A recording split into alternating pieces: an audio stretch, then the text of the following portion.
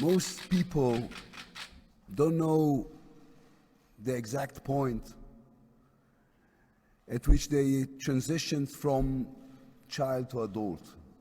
But my father did. He knew. He became an adult at age 12 in one night, between the 18th and the 19th of March 1944.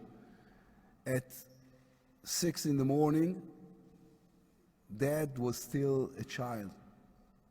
He slept in a large bed alongside his father, my grandfather, under the big blanket. And my grandfather was a fat man, and his warm breath were a sane, soothing metronome in a world which had gone mad. At exactly 6 o'clock in the morning, Dad heard his grandma, Hermina. She said, "Ja, bitte, bitte," to someone in German. And then the bedroom door opened, and Bella, she said to my grandfather, "There's a German soldier at the door who wants to see you."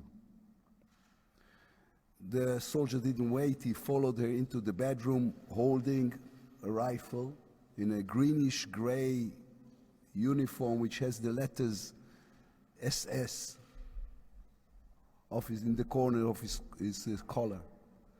And remarkably kind, he said, "Dr. Lampel, please get dressed." And my grandfather rose and get dressed.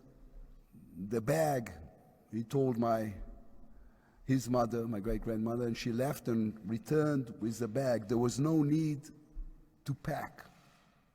Since the start of the war, every Jew in Europe had a bag ready to go. My great-grandmother took a step or two towards the blonde soldier with his bayonet, and when she got really close to him, she grabbed the headrest and slowly, as old people do, got down on her knees. And the German soldier was silent, and she hugged his knees, clinging to his polished boots. And she lifted her head, searching out his blue eyes, and she said, "Sir, don't forget you have a mother too, waiting for you at home." And then she added, "God bless you." The German's face contoured for a moment, and then he nodded his head at my grandfather, "It's time." And my grandfather bent down and lifted the blanket off my dad, and Dad cried. And he hugged my dad and said the words which in one night turned my father into a grown man. "My child," he said, "either I see you again alive or not." And he never saw him again. My grandfather was sent to Auschwitz, and after that he was sent here to Maoutthausen.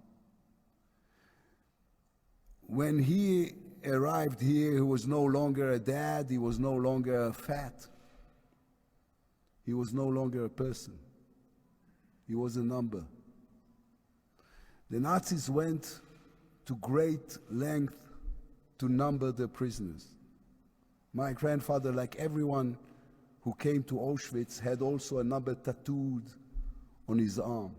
The archives were organized, tens of thousands of notebooks with careful documentation of prisoners.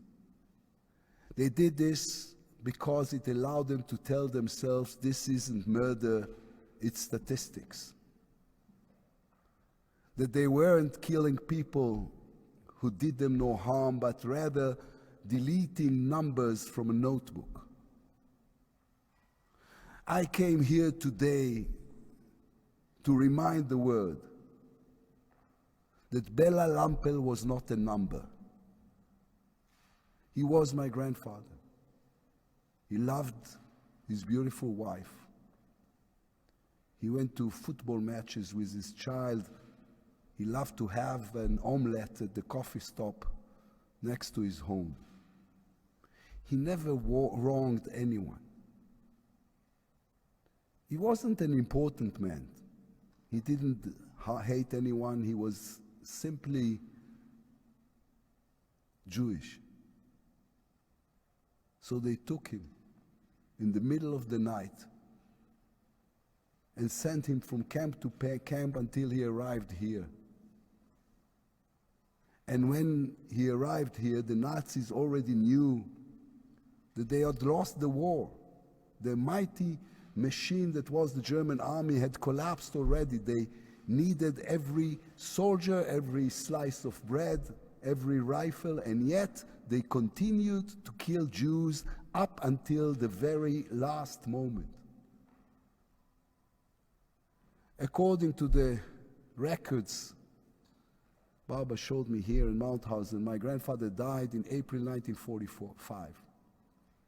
A month later, on the 7th or the 9th of May, Nazi Germany surrendered. That was the last significant thing the Nazis did, killing my grandfather.